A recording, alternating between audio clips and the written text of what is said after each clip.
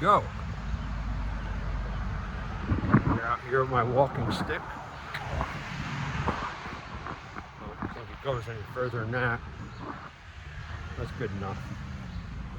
Well, I got pushed out of my yard by the, I don't know, I guess childlike things that live next door. I know, they're not like completely normal human kids, because like, this is how they sound when they play, you know.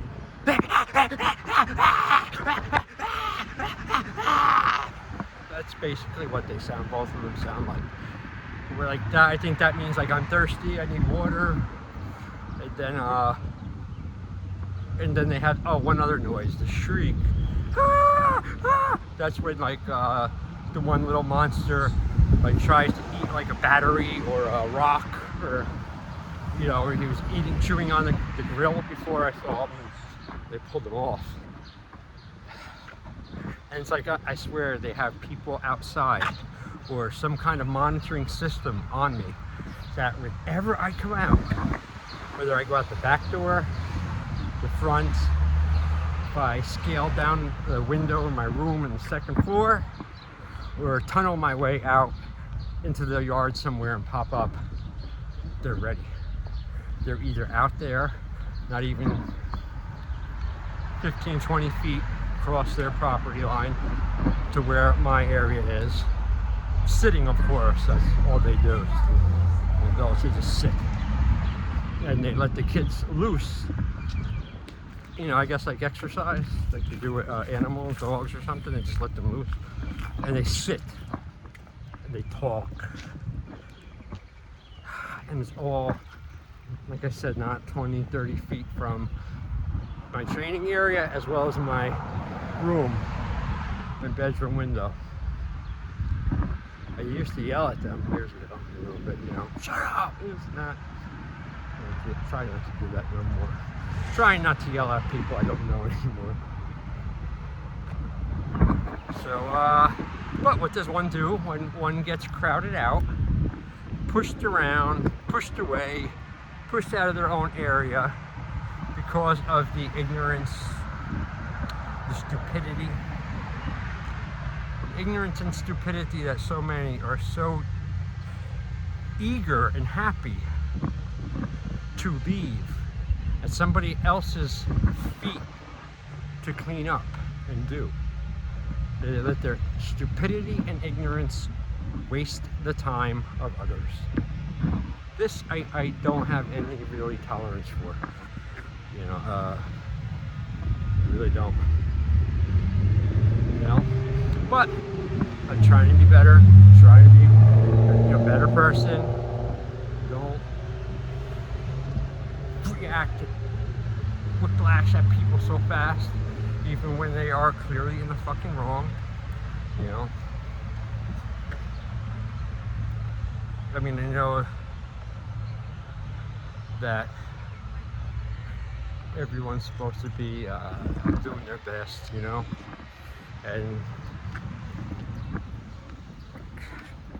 it's a nice theory. It sounds good, you know, but it's not true. I don't think so.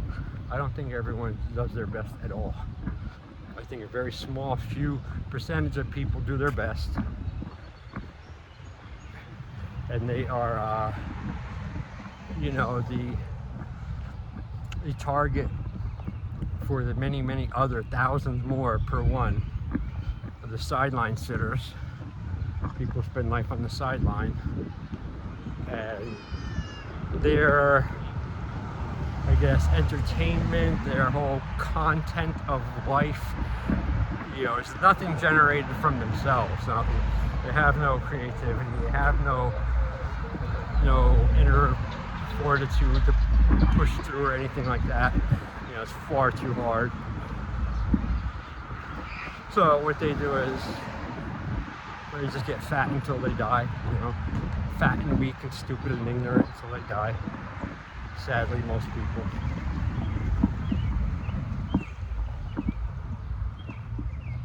I don't give a shit, man. Good for them. Stay the fuck away from me. That's all. That's all. Keep your weakness fucking away from me. Keep your ignorance away from me. More important, keep your time-wasting self away from me. It'll be all right. So where are we here? I had to rant that out. I had to get that out because it's been pissing me off for a couple of hours. They've been out there off and on for a few hours, really fucking hampering my stuff I wanted to do as far as video wise. That means I have to do this up. Well, there's no later because the sun's going down, and I can't really do any of the Bowie or martial arts stuff inside because, well, I can, but not good. So what does Jason have to do? Oh, I gotta fucking take it again. I gotta adjust myself and my schedule again because of somebody else. No, fuck you. Realize you're your neighbor, so your neighboring property, okay? And if your little area of hanging out is directly next to the other people's area of hanging out, don't be a fucking selfish, greedy pig and go out constantly every single day and just fucking hog up the area with your noise. Share it a little bit. But then again, I gotta remember that's right. These people, they're people like organisms. They're there. They just exist. They just talk and gossip and, like I said, get fat and weak and grow old and die. They're about as exciting as elevator music.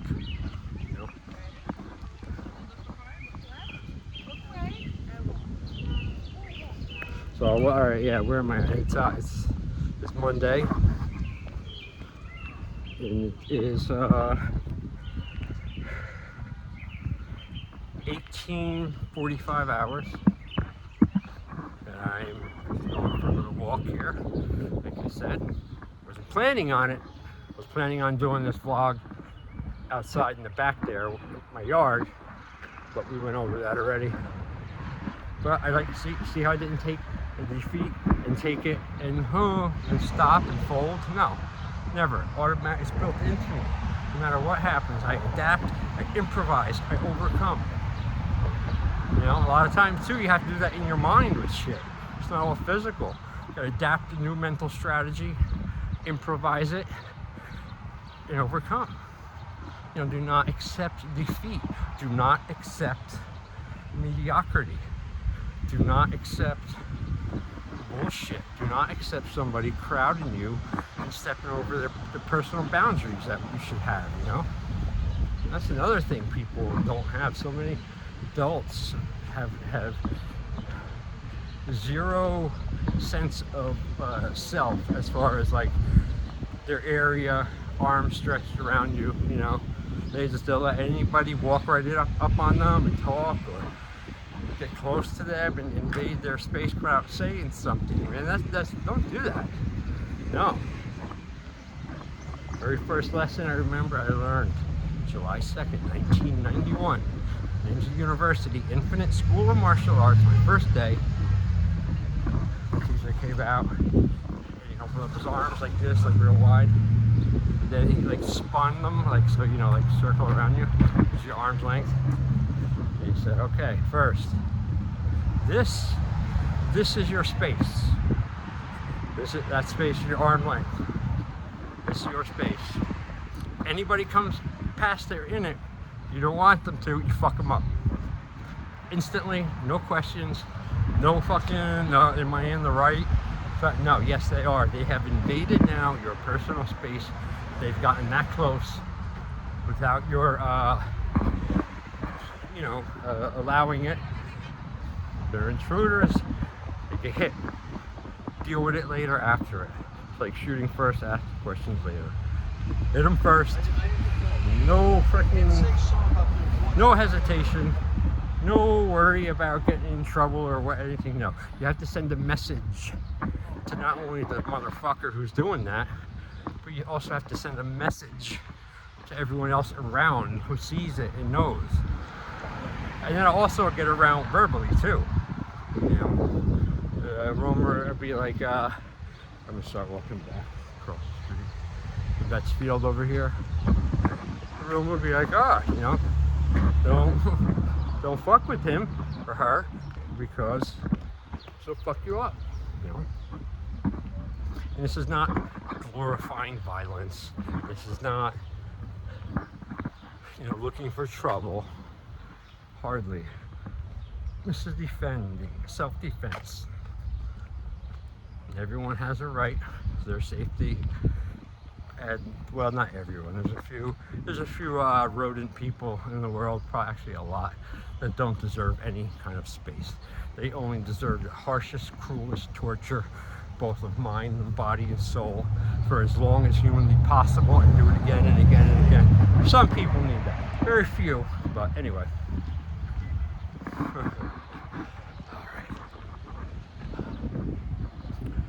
Alright, forget all that. I don't want to talk about that stuff anymore. That's enough. That's stuff just for my martial art videos, my other channels, Rogue Combatives, which I still didn't call YouTube to fix the problem so I can get back in and put new videos to that channel. The channel is doing the best still out of my three. It's got more subscribers than this one. Haven't even put up a new video on that for at least almost like 9 months or something. But hopefully that'll be rectified before this month is over. Alright, I'm coming up here and I'm walking milestone here. See the school right here? This is my I went to this school when I was 4th grade, 5th grade, 6th grade. Darkfield School. Top floors up there. That was my 4th grade, my 5th grade class, and my 6th grade class at the corner. There was this wall here, we used to line up. One of the very first times I can remember getting in trouble, kind of purposely, one day before school started. I think it was like 5th grade. And we were all lined up right here, like the whole 5th grade. Did it by the different grades. And the teachers were standing out here, like, you know, in the sidewalk area. And then we were all lined up there by the thing. It was right around here, this exact spot. So the teacher was standing there and they were counting like the attendance. I don't know what came over me, but she looked at me and I went, I spit like right in front of her, right in front of her feet. And she got pissed and pulled me out of line and put me with the other bad kids. Here's the other part of the playground we used to play in. I mean, we line up in. This is the exact little, you know, trail I would walk home or to my grandparents when I was, you know, during grammar school, back and forth,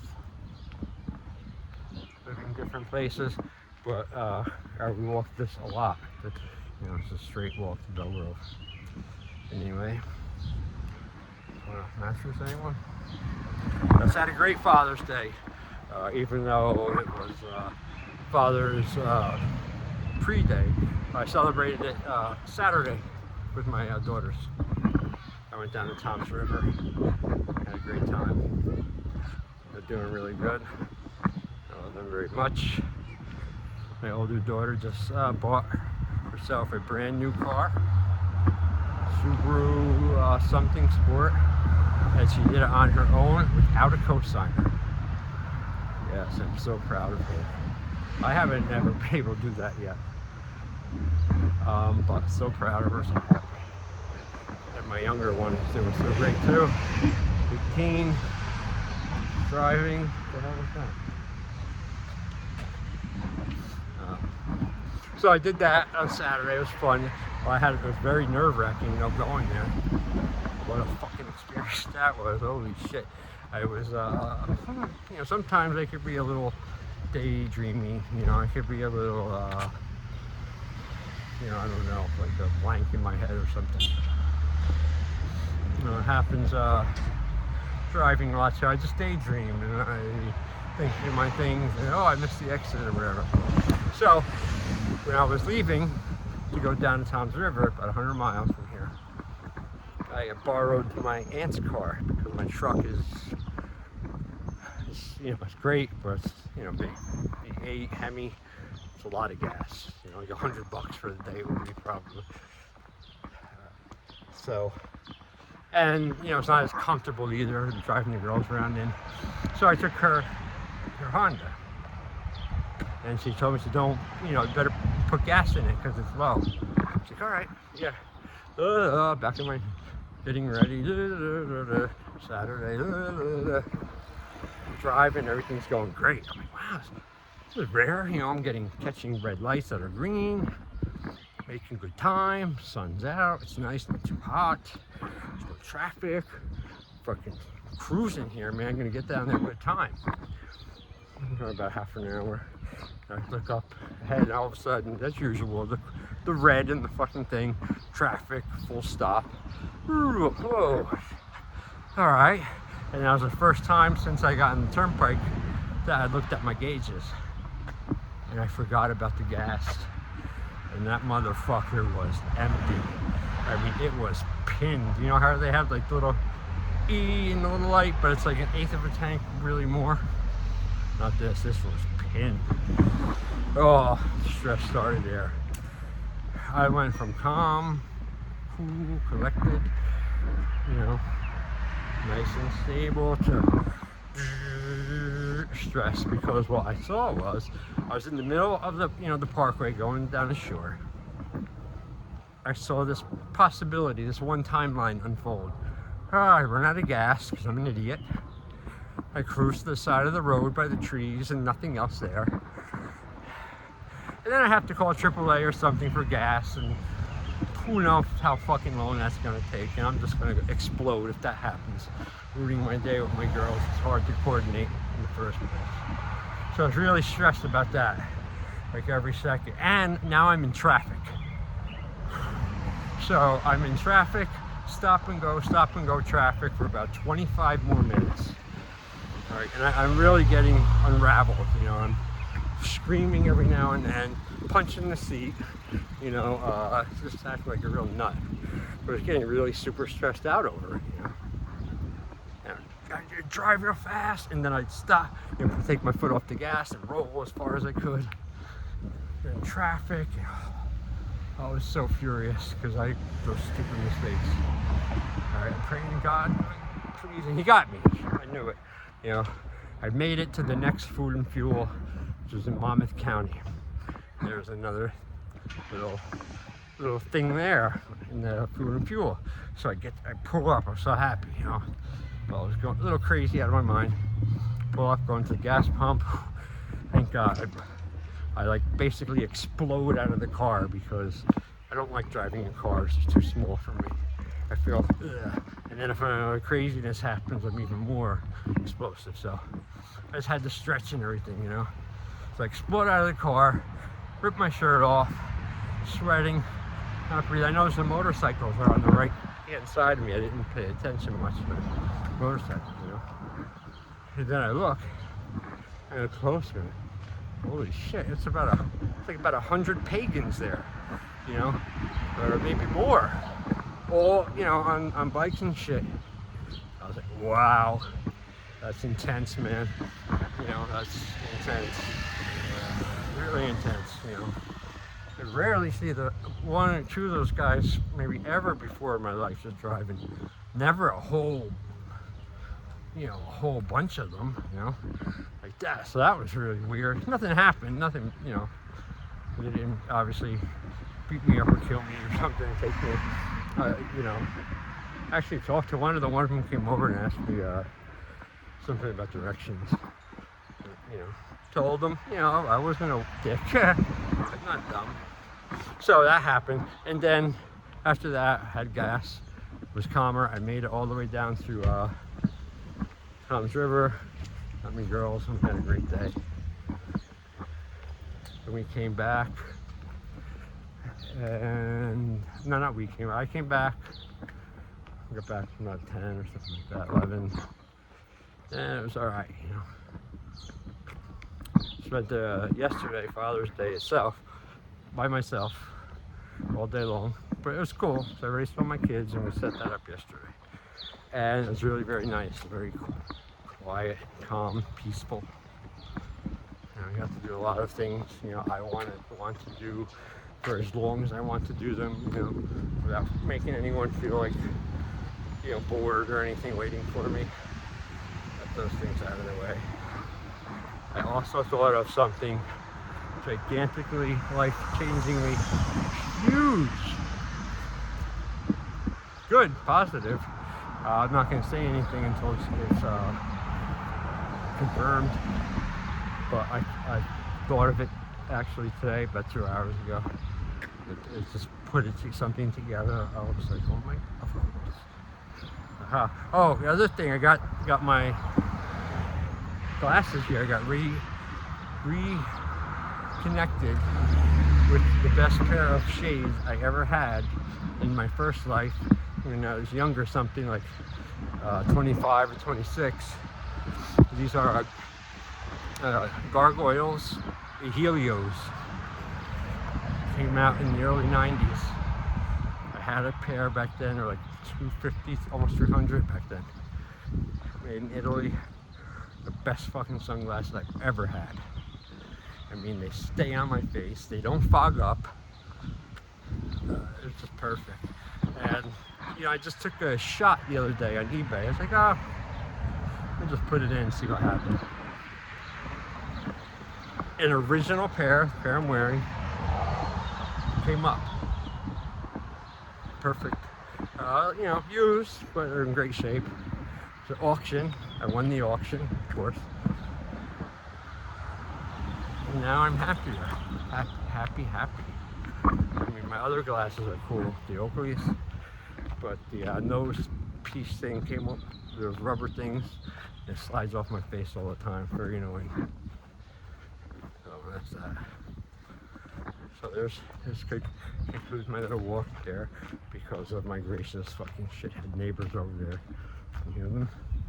They come over to my little training area here.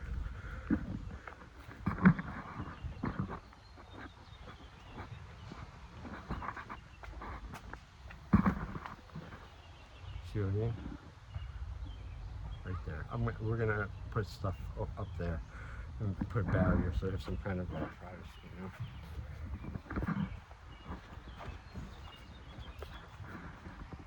But that's it. That's gonna conclude my vlog here for the day, Monday. I'm gonna stop it. I'm not gonna put it right up because there's a chance I might record another one later, like better, I don't know.